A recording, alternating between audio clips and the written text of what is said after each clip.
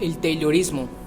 El Taylorismo, término derivado del nombre del estadounidense Frederick Winslow Taylor, en organización del trabajo, hace referencia a la división de las distintas tareas del proceso de producción.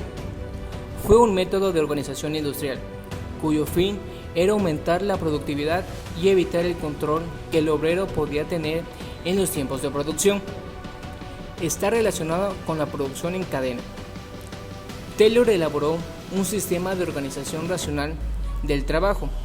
Se basa en la aplicación de métodos científicos, de orientación positiva y mecanicista, al estudio de la relación entre el obrero y las técnicas modernas de producción industrial. Realizó un estudio con el objetivo de eliminar los movimientos inútiles de los obreros, con el deseo de aprovechar al máximo el potencial productivo de la industria y establecer por medio de cronómetros el tiempo necesario para realizar cada tarea específica. A fin de maximizar la eficiencia de la mano de obra, la organización racional del trabajo en sus secuencias y procesos, más un sistema de motivación mediante el pago de primas al rendimiento, basado en subsidiar las tareas en otras más simples y en la remuneración del trabajador según el rendimiento, suprimiendo toda improvisación de la actividad industrial. El sistema de Taylor bajó los costos de producción porque se tenían que pagar menos salarios. Las empresas incluso llegaron a pagar menos dinero por cada pieza para que los obreros se diesen más prisa. Para que este sistema funcionase correctamente, era imprescindible que los trabajadores estuvieran supervisados. Y así surgió un grupo especial de empleados que se encargaba de la supervisión, organización y dirección del trabajo.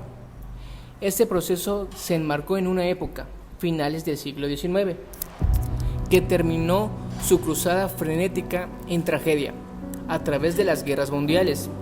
Su obsesión por el tiempo productivo lo llevó a trabajar el concepto del cronómetro en el proceso productivo, idea que superaría al del taller, propia de la primera fase de la revolución industrial. La organización del trabajo taylorista transformó a la industria en los siguientes sentidos: aumento de la destreza del obrero a través de la especialización y el conocimiento técnico, mayor control de tiempo en la planta, lo que significaba mayor acumulación de capital, idea inicial del individualismo técnico y la mecanización del rol, estudio científico del movimiento y tiempos de productivo.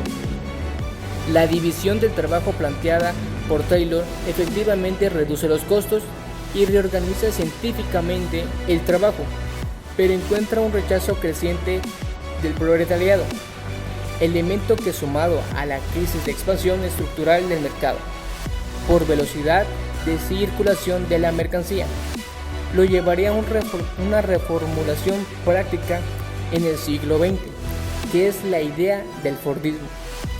Según el propio Taylor, las etapas para poner en funcionamiento su sistema de organización de trabajo eran las siguientes: 1. Hallar 10 o 15 obreros, si es posible, en distintas empresas y de distintas regiones, que sean particularmente hábiles en la ejecución del trabajo por analizar. 2. Definir la serie exacta de los movimientos elementales que cada uno de los obreros lleva a cabo para ejecutar el trabajo, analizando así como los útiles y materiales que emplea. 3.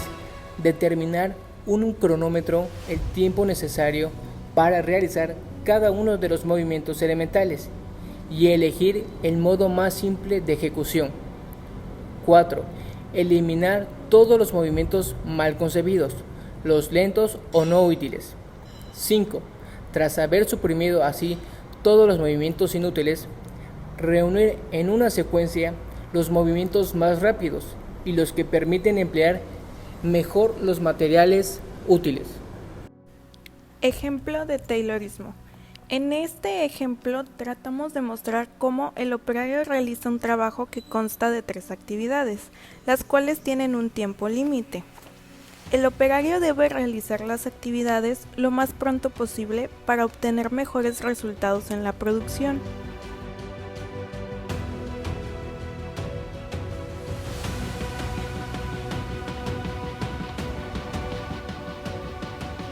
El Fordismo apareció en el siglo XX, promoviendo la especialización, la transformación del esquema industrial y la reducción de costos. La diferencia que tiene con el Taylorismo es que esta innovación no se logró principalmente a costa del trabajador, sino a través de una estrategia de expansión del mercado. La razón es que si hay mayor volumen de unidades de un producto cualquiera debido a la tecnología de ensamblaje y su costo es reducido por la razón tiempo-ejecución, habrá un excedente de lo producido que superará numéricamente la capacidad de consumo de la élite tradicional y única consumidora de tecnologías con anterioridad. Pero el sistema excluye el control de tiempo de producción por parte de la clase obrera, como solía ocurrir cuando el obrero, además de poseer la fuerza de trabajo, poseía los conocimientos necesarios para realizar su trabajo de forma autónoma. De esta manera, el capitalista quedaba fuera de los tiempos de producción. El Fordismo, con ayuda anterior del Taylorismo, llega para romper con ese monopolio del trabajo.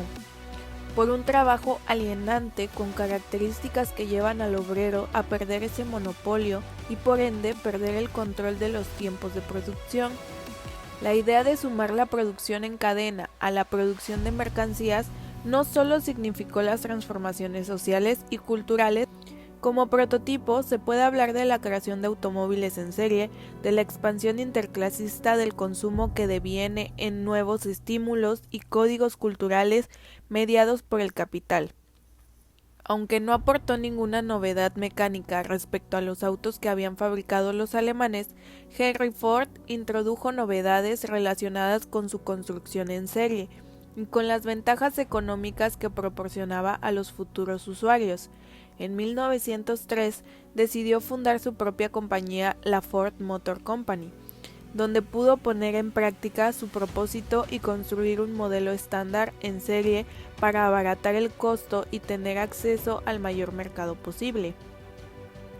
Asociado con los hermanos Dodge, fabricantes de motores, Henry Ford, con tan solo el 25% del total de las acciones, comenzó a cosechar los primeros éxitos y también los primeros problemas con sus socios. Los hermanos Dodge se inclinaban por la fabricación de un coche de lujo y de alto precio, mientras que Ford defendía lo contrario, un coche sencillo, popular y sobre todo barato. La idea principal de Ford era que, si fabricaba en serie los coches, los costos de producción del automóvil se reducirían ostensiblemente, lo cual contribuiría a bajar también el precio de venta en la calle, circunstancia que haría aumentar la demanda, el mercado y las ganancias. Tras solucionar los problemas con sus socios y optar por la compra del 58% de las acciones de los Dodge, Ford lanzó por fin a principios de 1908 la primera serie de su flamante Ford T, a un precio único y revolucionario en el mercado, bastante bajo en comparación con los $2,000 que constituían el precio medio de un coche por aquella época. El éxito fue fulminante y las ventas se multiplicaron por 5. Desde el punto de vista estrictamente empresarial, el secreto de Henry Ford fue el haber sabido combinar 3 factores decisivos. El primero fue la normalización y la fabricación masiva de todas las piezas que componían el vehículo, de tal forma que, al congregar ordenadamente y racionalmente todas las piezas, sobre la cadena de montaje se podían ensamblar en tan solo 1 hora y 33 minutos, un centenar largo de unidades diarias listas para salir a la calle. El segundo factor fue la concesión a sus trabajadores de unos salarios bastante altos, de $5 al día, con lo que logró 2 propósitos a la vez: incrementar el nivel de vida de estos, que inmediatamente pasaban a comprarse un Ford T, y rebajar todavía más los precios de venta. Finalmente, Ford fomentó otro sistema de pago revolucionario: la compra de coche a plazos. A principios de 1941, Ford firmó contratos con el gobierno para al principio fabricar distintas partes de los bombarderos. A pesar de algunas dificultades técnicas, a finales de la Segunda Guerra Mundial, su fábrica ya había producido más de 8.000 aviones. También fabricó tanques, barcos y todo tipo de vehículos bélicos. En conclusión, el Fordismo creó un sistema de producción en serie. El automóvil se masificó, creó la jornada laboral de 8 horas, impuso salario mínimo que doblaba el anterior y comenzó a contratar mujeres. Ejemplo de Fordismo.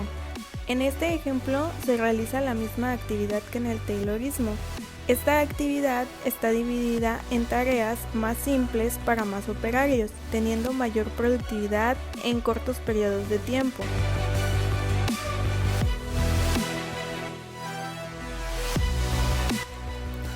Se denomina toyotismo a un modo de producción en cadena que reemplazó al Fordismo en los primeros años de la década de 1970.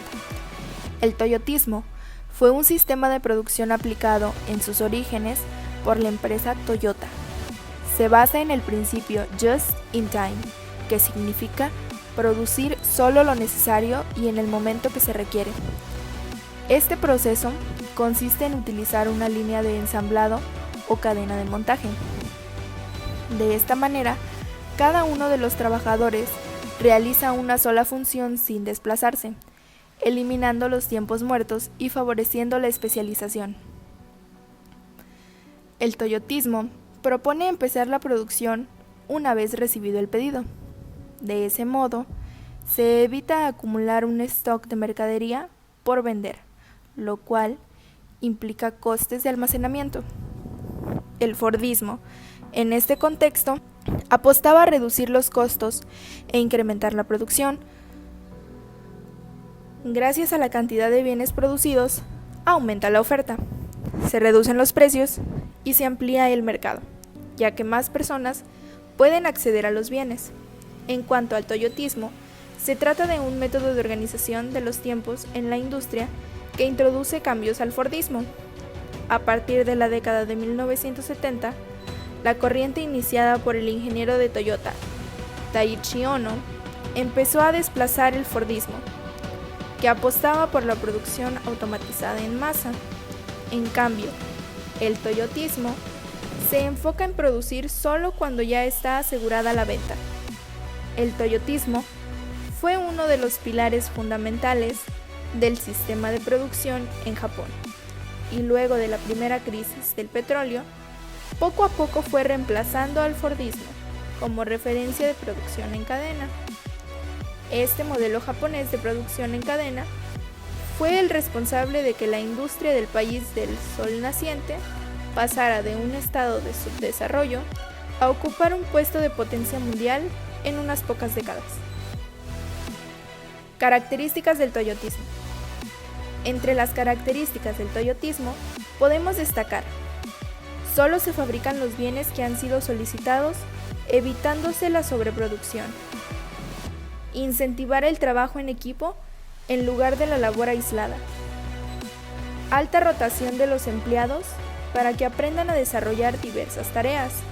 Esto significa que el trabajador se volverá multifuncional, pudiendo manejar distintas máquinas.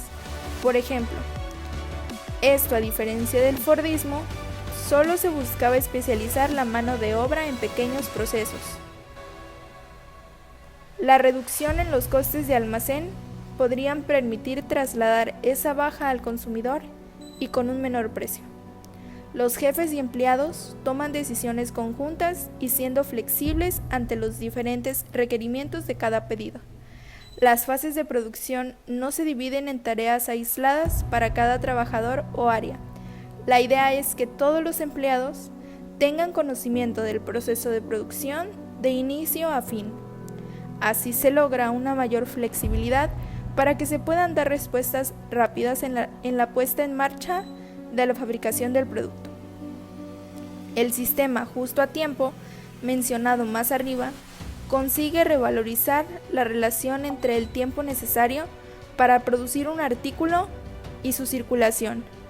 Además, la bodega deja de ser necesaria ante esta forma de producción que se mantiene siempre cerca del stock cero, lo cual también disminuye los costes necesarios para almacenar mercancía. Ejemplo de toyotismo. En este ejemplo se debe realizar el cumplimiento de cierta demanda con obreros más especializados, realizando la actividad en menos tiempo de manera eficiente.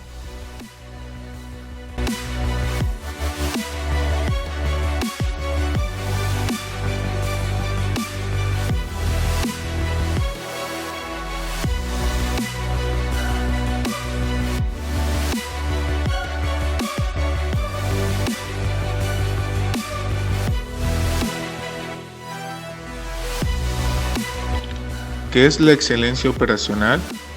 El concepto de sostenibilidad organizacional hace pensar que la idea de excelencia, cuando se integran las ventajas competitivas con las características de calidad, eficiencia y eficacia de una organización. La competitividad no es un fruto de la casualidad ni surge de golpe. Se crea y se adquiere a través de un largo proceso de aprendizaje y negociación con la participación de todos. El diccionario de la Real Academia Española define el concepto de excelencia como superior, calidad o bondad que hace digna de singular aprecio y estimación una cosa, y el concepto de excelente se da a algo o a alguien que sobresale en calidad, bondad, mérito o estimación. En otros términos, la excelencia consiste en calidad de nivel o grado superior que, traducido en palabras sencillas, la excelencia en las actividades de una compañía es hacer bien las cosas y hacerlas bien todo el tiempo. Buscando la óptima calidad desde la primera vez, no hay otros secretos. Hacer las cosas bien está al alcance de todos, no es más costoso. Cuesta mucho más hacerlas mal. La excelencia operacional se define como la gestión sistémica y sistemática de la seguridad, salud ocupacional, medio ambiente, productividad, calidad, confiabilidad y excelencia para lograr un desempeño de categoría mundial. Implica usar la capacidad total de la compañía, como es procesos, tecnología y talento humano, para implementar estrategias de optimización que garantice la efectividad de las operaciones para el éxito del negocio. La excelencia operacional en esencia consiste en hacer correctamente las cosas. Busca ejecutar de la mejor manera posible lo definido en el plan de estrategias corporativas. En últimas, es desarrollar las actividades de la organización de tal forma que se traduzcan en los mejores resultados técnicos y financieros. Para lograr la excelencia operacional se usan metodologías como la planeación estratégica, la reingeniería de procesos, la calidad total, el mejoramiento continuo, la gestión de activos, la confiabilidad operacional y las nuevas tecnologías de información. La excelencia operacional se logra cuando todos y cada uno de los miembros de la empresa puede ver el flujo permanente de valor hacia el cliente y aportan con sus actividades a la continuidad del flujo, para evitar que éste se interrumpa. La excelencia implica mantener los procesos correctos y utilizar la guía adecuada. Los procesos pueden enseñarse debidamente a todos y no depende de opiniones personales. Por tanto, cualquiera puede ir en busca de la excelencia operacional en cualquier ambiente y hacer que éste se alcance. La excelencia operacional se dirige a 10 áreas de competencia: talento humano, seguridad, medio ambiente, calidad, integridad, confiabilidad, productividad, salud ocupacional, costos y servicios. Para evaluar el avance de la excelencia operacional se utilizan indicadores claves de desempeño definidos para cada una de las áreas nombradas, integrados en diagramas de araña, balance scorecard, software de gestión u otras herramientas estadísticas usadas en los sistemas de mejoramiento continuo.